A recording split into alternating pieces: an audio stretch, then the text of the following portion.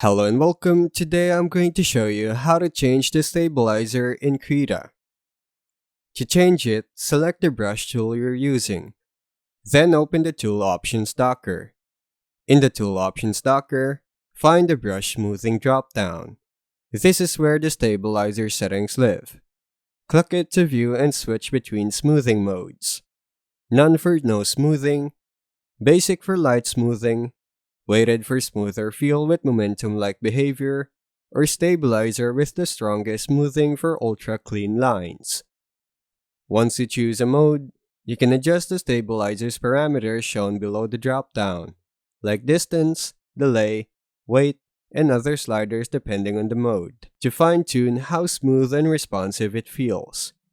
Higher values give smoother lines but may introduce a slight input lag. After you're happy with the settings, draw a few strokes to see how the smoothing behaves. If it feels too laggy or slow, try a lighter mode like basic or weighted instead of full stabilizer. And that's how you change the stabilizer in Krita. Thanks for watching.